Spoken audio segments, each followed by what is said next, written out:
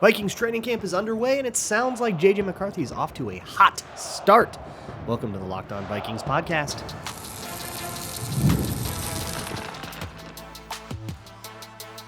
You are Locked On Vikings, your daily Minnesota Vikings podcast, part of the Locked On Podcast Network, your team every day.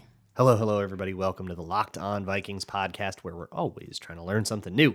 It's part of the Locked On Podcast Network, your team every day. Thank you so much for making Locked On Vikings your first listen of the day every single day.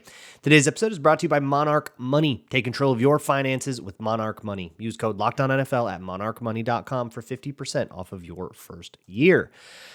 Today, well, I guess today is day 2 as you're listening to this of training camp, but yesterday was day 1 of training camp. The Vikings in the facility practicing. They got ushered indoors because it was raining pretty bad outside, but they practiced nonetheless.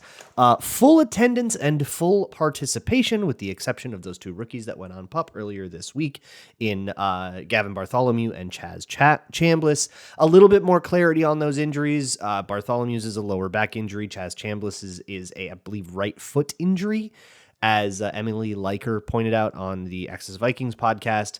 And she thinks that she saw that injury happen on the first day of OTAs, by the way. So those are the only 2 injury things. Otherwise, we have full participation. The O-line, at least in individual drills, was intact. And they did some 7-on-7. I don't know if they did a lot of 11-on-11 or if that part was open to the media or not. So I'm not sure what participation we got out of like Christian Darrisaw or whatever, but he was there and he was participating at least in a limited basis. And then, as promised by Kevin O'Connell on Monday, on Tuesday, whenever that press conference was, you saw Rondale Moore full participation out there, Will Fry's full participation out there. Now it's just a matter of ramping those 2 new acquisitions up, getting them onboarded, getting them caught up in all the install and the stuff that they missed in OTAs while they were rehabbing. So that's all very exciting, but maybe a couple of the biggest notes that are worth discussing from the first day of camp, and we will be so deep in camp, okay? We are going to be down to every detail, okay? Like all month long on this. You're going to get so annoyed by it, and you're going to love it. I know it, you sicko. So we'll start with the general things. The 2 main points are, how's J.J. McCarthy looking? We'll keep an eye on it.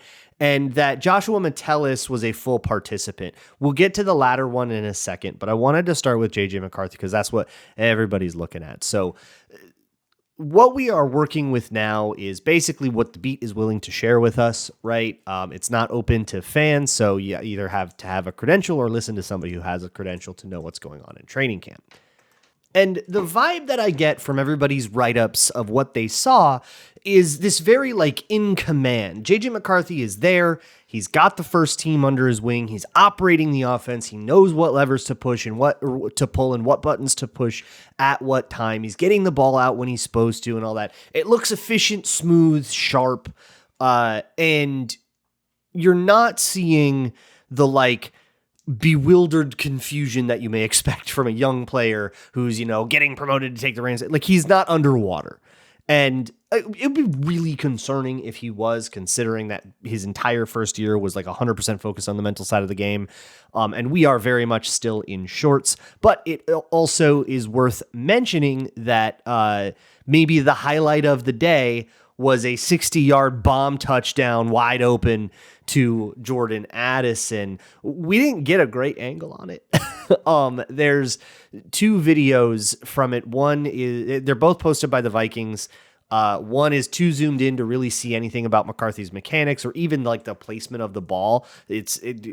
Jordan Addison is slightly out of the frame of the very zoomed in shot.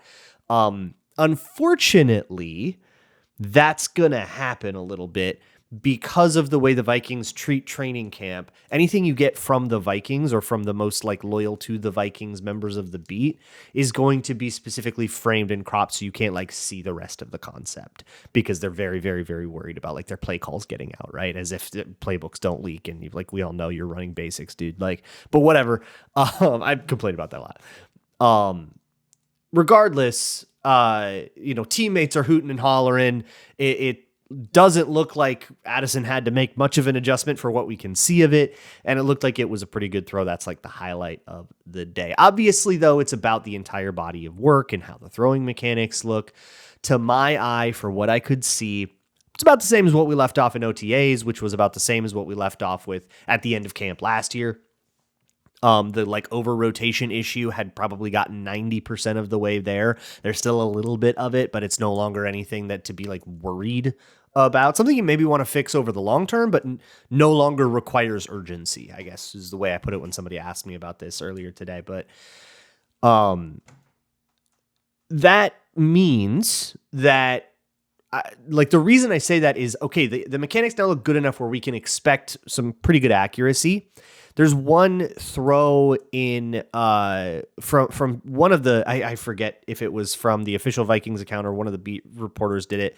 No, it was in the training camp highlights. It was in the highlights cut up that the Vikings posted on YouTube, where you can see JJ McCarthy doing like quick step footwork. And this is not a thing that's really been here or there for him. He's been fine at it, or he was at Michigan. It's something he can do, but it's also something that like Michigan didn't do a lot of. They didn't do a lot of just like one step, fire the ball away. If they were throwing, it was probably like 3rd and 9 anyways. So they didn't really do a lot. If it was a neutral down, they didn't do the like, the like spread offense Oregon move. But I guess we can take a minute to discuss one step, or some people actually call it 2-step footwork, and what you're kind of looking for. So if you think about it, shotgun, right? We're a right foot back team right now. JJ McCarthy's a right foot back quarterback. And so his right foot starts back a little bit. It's got a bit of a head start. That's why you put your right foot back. And the throw was a quick little out to, I believe, Justin Jefferson. You take that first step back with your right foot, which is already kind of halfway there, and then you essentially take your second step into the throw. So you call it a one-step drop back. That first little stupid step is the one step, and then you're just stepping into the throw. That's no longer part of your drop back. So a one-step drop back. This footwork can be fairly difficult because you have to essentially get yourself... You have to like change the angle of your feet really, really, really quickly. This is even more difficult the other way when you're throwing to your dominant side, because you kind of have to cross your body over it. It can be a really difficult thing to like execute quickly. But once you get it quick, it's really, really beautiful. This is one of the things that impressed me the most about Caleb Williams. And it's why I felt like such a hipster during that draft cycle, because I was like, yeah, this guy looks like he's like a quick game kind of quarterback. That looks pretty cool. While everybody's talking about all these improv plays, I'm like, I don't really care about that. But when he's throwing a bubble screen, like I felt like such a weirdo. But then I don't know. I look at the offense the Bears ended up running last year and feel kind of vindicated. But being really good at that means you have a nice little outlet to go to if the O-line does experience a problem.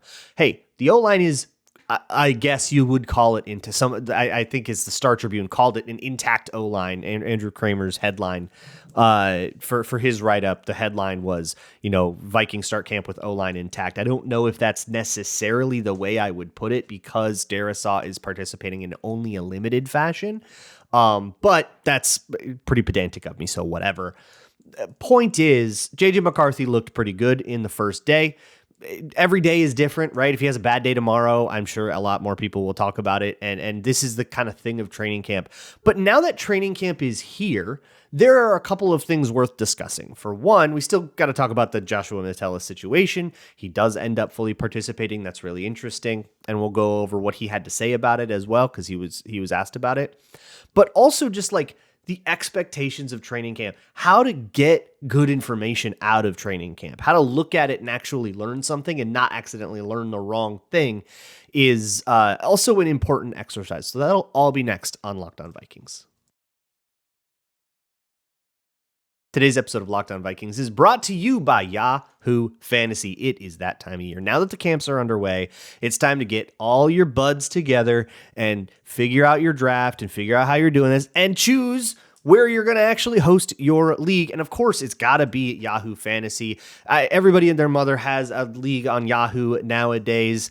And there's a reason for that. All right. That's the one of the biggest fantasy football providers for a reason.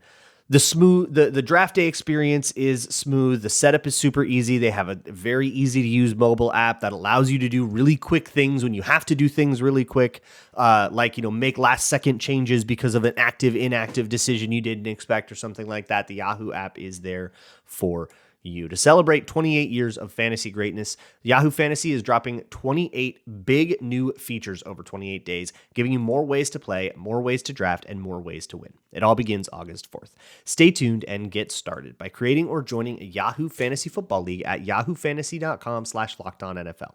That's yahoofantasy.com/LockedOnNFL, and let's make this fantasy season the best one yet. Moving along here with the Locked On Vikings podcast. Thank you so much for making Locked On Vikings your first listen of the day.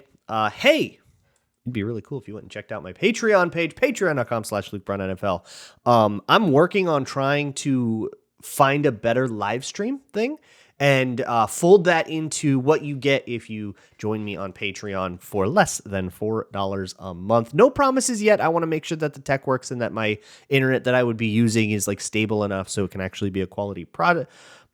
But if you catch me at the right time, you might be able to help me test that out. The idea would be to stream initial tape watches every week. And while I'm kind of watching my initial reaction to plays, my initial kind of find of things, and then use that time to plan out the videos that I would make and stuff too. So lots and lots of cool stuff coming to patreon.com/LukeBrownNFL. But let's move on to the Joshua Metellus situation. Not much of a situation, to be honest. So everybody said the right things here. Kwesi and Metellus himself and Kevin O'Connell have all said some version of, yeah, we got a dialogue going on. Metellus said the thing, my agent's handling that. I'm not really here to worry about that stuff. I'm here to practice. Here are the two things that we know now. One, that a contract negotiation is very much underway. That there is discussion, that both sides want a deal to be done. And it's fairly rare for both sides to want a deal and then for a deal to then subsequently not get done. I would say we can pretty safely presume that a deal will be done at some point. And if it doesn't happen, then something has changed between me saying this and then. The second thing that we know is that Josh Metellus is fully participating. I think, I don't know about you guys, but I had kind of come to a place where I didn't expect him to, and I was pretty okay with that. As, somebody's going to get back to get a lot of money, don't risk your injury, right? Looking at the way that Justin Jefferson handled it, how TJ Hawkinson handled it, how a lot of players, Brian, a lot of players who have done either the hold in, hold out, or whatever, not to make a contentious contract negotiation, but just to avoid risk of personal harm while you have a lot of money hanging in the balance. And I respect this, and I find it completely non-contentious and a total non-issue and absolutely fine.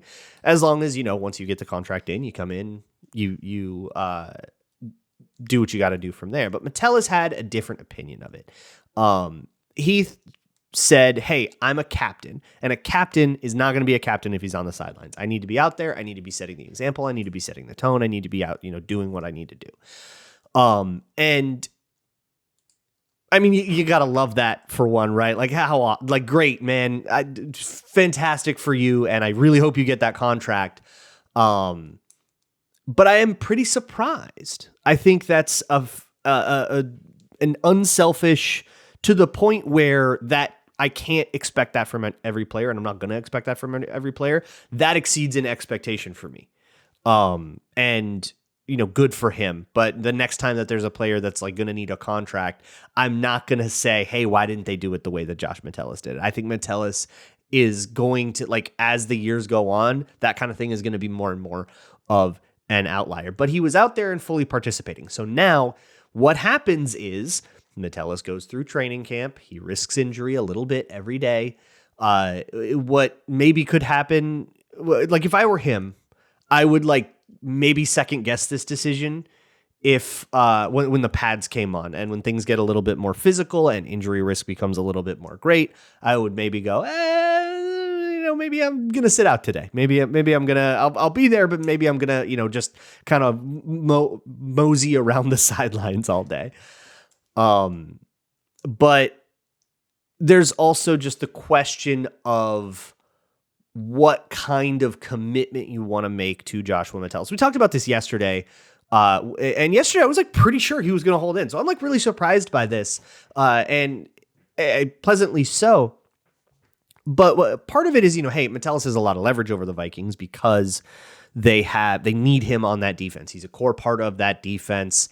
Harrison Smith is not part of the long-term future of the defense. Theo Jackson, who knows what's up there. Metellus, if he is part of the long-term goals of that secondary, he and Byron Murphy are kind of the only two guys in that whole secondary that are part of the long-term, core of the back end of the defense. And, more guys are going to leave before you get the new dudes waiting in the wings. You need someone to play, right? And the versatility and how that feeds into the philosophy that the Vikings have approached this offseason with and all that. It's so important. But also with the Vikings, I cannot see a world where you feel good about where your defense is headed when you let him go. Here's one interesting little wrinkle, though. I feel a little bit like I'm in Groundhog Day, but surely Brian Flores will eventually depart for a head coaching job, right? It hasn't happened in the last couple off seasons, even though we were very sure it was going to. And as, a defensive head coach and a guy that's actively in a lawsuit, there's factors that are going to work against him every time he's in this. But I think you have to look at the defense. And Kwesi's been asked this question and had kind of similar answers to everything, which is it's about building flexibility, and we'll cross all those bridges when we come to him. But the idea is if Metellus is this Flores guy, right? He was drafted under the Zimmer regime, didn't do anything there, and then Flores figured him out. If that's going to be the reputation of him, which I don't think is the right way to talk about his career. I think he just grew up and got better over a couple of years. But if the whole thing is that he works in this Flores scheme, the idea of committing a lot of money long-term to Joshua Metellus does kind of tell you whether or not the Vikings are into the Flores scheme post-Flores. That is a fascinating question to me that I've never had a great answer to. If it were me, I would just promote from within and say, let's try to run this thing. And hey, Durante Jones, how crazy do you feel? But I could very much see the team saying the Flores thing is Flores's and Flores's alone, and try not to say, let's be Vic Fangio, but actually it's Ed Donatel. And Fangio himself is in my brain a lot. I mean, Super Bowl winning Eagles, but also because so many Fangio disciples around the league, like Donatel and, oh God, who was the Packers defensive coordinator? Was that Jeff Hafley, or was it the guy before Jeff Hafley? That was also of the Fangio tree, and he was a disaster. And Brandon Staley, who got a lot of hype for a hot second and then didn't work out in Los Angeles with him. And all these Fangio clone types. And none of them actually managed to make the defense work consistently. They all had that defense totally fall apart on them.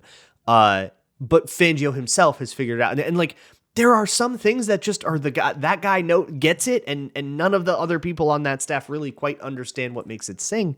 And is Brian Flores that way? And more importantly, do the Vikings feel that Brian Flores' defense is that way, that when he leaves, his scheme leaves with him and let's run something else? If that is the case, it completely recontextualizes how you view Joshua Metellus. If you're going to run something a lot more normal that doesn't need the Swiss Army knife that he is, and you're just going to plug him in at safety, that sort of robs him of a lot of what has made him valuable to Minnesota. That doesn't sound like what the plan is, though. If they are in contract talks actively, then it sounds like they've made that decision. And that decision is, yeah, we are going to continue to use you the same way. This scheme has worked, and we're just going to put a different guy in the cockpit.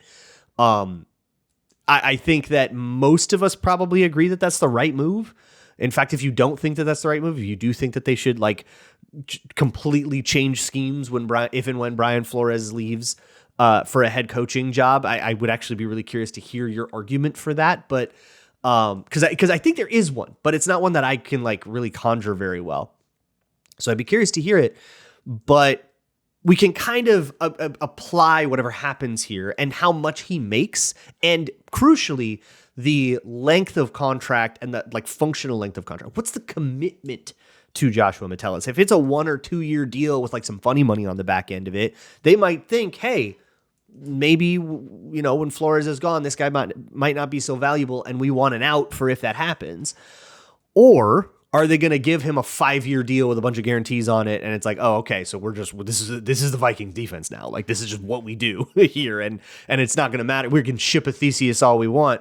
And it's still going to be the same scheme. And that's the commitment that we're making. I think that is part of the decision calculus. And I'm curious to see what the Vikings have come up with, because they have made that decision. They have answered that question. We just don't know what that answer is yet. And we won't know until we actually see the contract that Joshua Metellus eventually signs.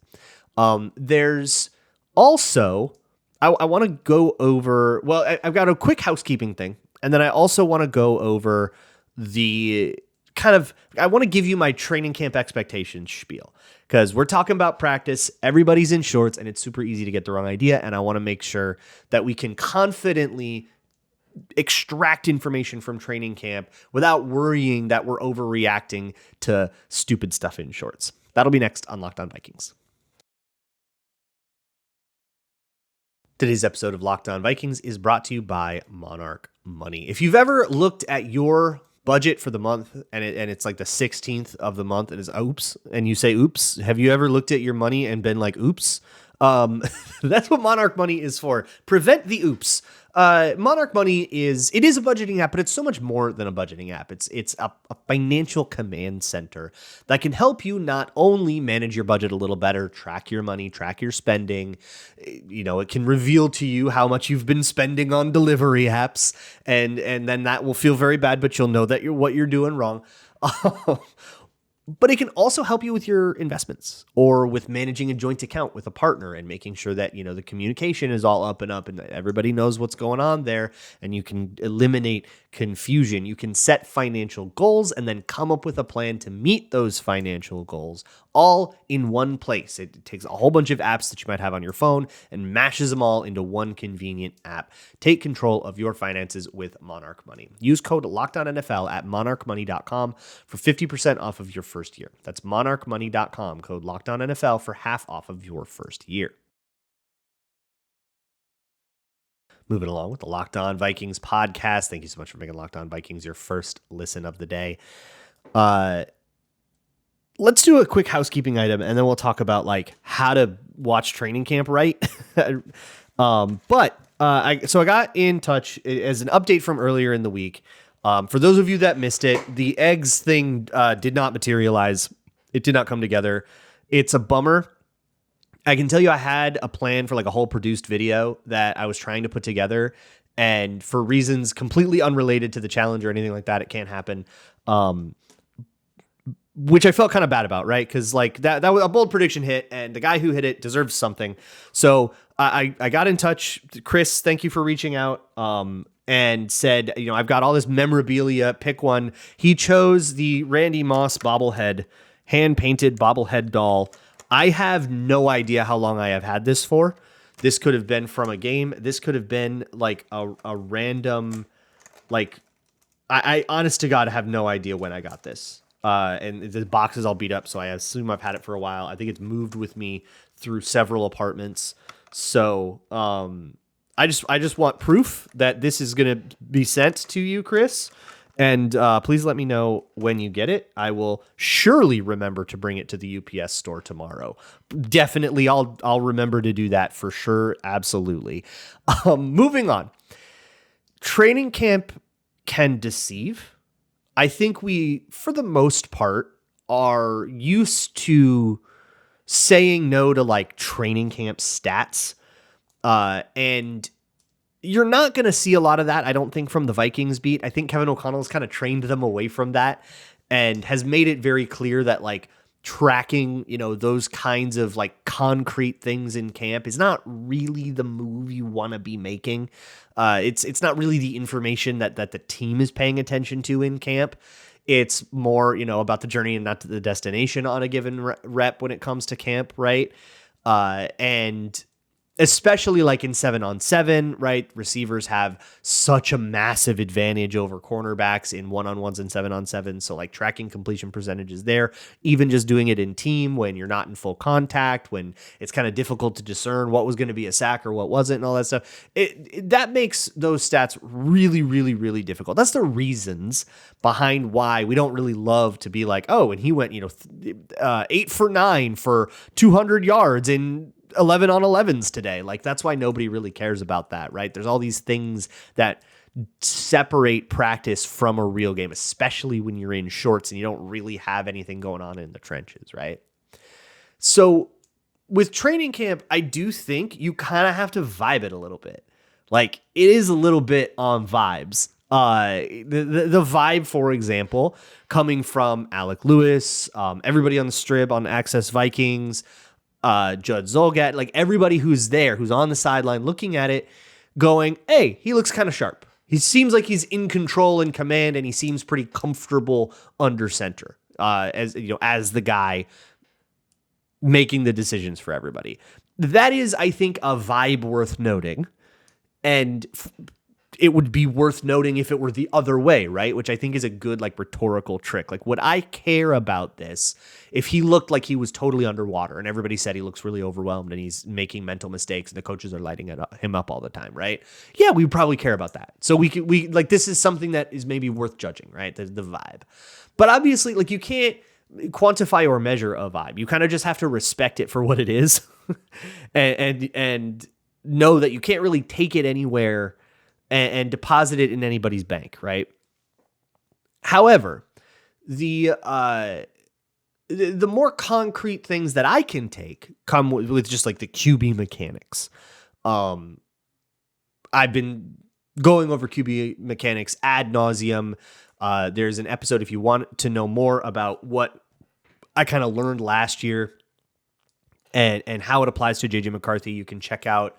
I think the title of it is like how JJ McCarthy really did at OTAs. It was like an OTA recap video or podcast on this show on Locked On Vikings. And also there's a Patreon video about that I think now that training camp is here, I think I can make that one. I think I'm going to make that one free to watch.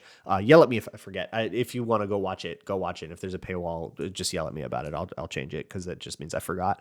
But the broad strokes of it is about, the over rotation in the hips. If you are an everydayer, you might remember me talking about that a lot. And the sort of zip that he tries to put on everything, the decision on whether or not to kind of cock his shoulders a little bit more so that he can get the ball a little bit more air under the ball, or whether not to do that. And, is he really trying to like fire everything in there? That is, I think, a habit that he could revert to if he gets rattled. If he takes one too many sacks, he could get back into the mode of I got to like fit every little window. And that's when you can get stupid decisions like the JJ McCarthy meltdown game. I could see it taking that shape. And there will be a JJ McCarthy meltdown game. Like that will happen. It happens to every quarterback in the NFL. He is not that special. Okay. It will happen. So emotionally brace yourself for that. It's like just part of the doing business. But the point I am making is, when we get a good angle, we can see what he's doing with his throwing motion, and then we don't have to care too much about if the ball actually went where it was supposed to or not. What we can't really glean from training camp is the reads themselves, because we don't know the playbook and stuff. And a lot of times in practice situations, you'll be making decisions that aren't necessarily analogous to the decisions that you would make in a game that counts. You're doing what is the most practice, right? So there's two things that happen to quarterbacks a lot that I think often get misconstrued. One is interceptions. You should be taking way more risks in practice because it doesn't count. And O'Connell actually had a little bit of a spiel about this in a press conference that he had, either the one with Kwesi or the one that he did another one on Wednesday, about how it is, this, and JJ McCarthy talked about it too. Like, these reps don't count. Therefore, you are free to make mistakes. The pressure isn't really there on this. This is a learning environment and nobody's tracking your stats. And hey, journalists, please don't track the stats because it'll kind of ruin this point I'm making. Like that seems to be the vibe at camp. The point I am making is that this is very much process over results on a given rep. Whether or not it is a completed pass, whether or not he fired it into traffic and a DB made a good play on the ball. Ooh, incompletion. Okay. But how did the throw look? What did his hips do? What did his feet do? Where were his eyes the whole time? Was it the first progression, the second progression, the third progression? What was the receiver standing there open for a while and then the window closed down and the ball was late to that? Those are all things that you can glean just from kind of paying attention to it without even really knowing what the play call was supposed to be. You can probably get a sense if the receiver's standing there waiting in open space for a while and then that space closes down and then you can't throw it to. You can probably get a sense like, oh, okay, like that didn't work. Or that, that was too slow then. You can make that sort of deductive leap. But honestly, you're not even really going to be able to get anything out of there that you can take without a grain of salt, because they're in shorts. They're not tackling. It's not full contact. The joint practices will be a little closer to that, right? And you can of course tell in the preseason, but most of the starters won't tell or won't play in the preseason. So really what I think camp is for is monitoring those position battles. And what you can concretely see is who's playing with the ones, who's usurping who on the depth chart. That stuff will matter. I'm going to be really curious to see just how often Rondale Moore or Jalen Naylor or Ty Felton are in with the ones, in with the twos, and what they have them doing. Who's winning the punt return job, right? Who's catching those punts a little bit more securely? Who's bobbling them a little bit? But mostly like, hey, that offensive line, is Donovan Jackson taking every first team rep? Or is Blake Brandel, splitting them now that Will Fries is back and he's taking that right guard job. So Blake Brandel isn't doing that. That was what happened at OTAs with Will Fries out. Blake Brandel took right guard reps. So now that he's not doing that, is he just straight up the second team left guard? Or is he going to rotate and swap that out in that spot with Donovan Jackson? That's a concrete thing. If Donovan Jackson's taking all of those reps, okay, we just learned something from camp. So I think the advice, honestly, is A, take every observation you make with a grain of salt. If somebody you think just looks kind of good, looks kind of bad, honor the vibe, okay? Respect the vibe, but understand that the vibe needs to be taken with a grain of salt, and that's okay. That, none of us are the greatest talent evaluators ever. We can get a vibe, we can respect the vibe, but you got to understand it's just a vibe. But you can get like depth chart information, and that is, I think, worth the price of admission. So we will continue to cover everything in training camp and any other news that crops up. I will see you all tomorrow. And as always, Skol.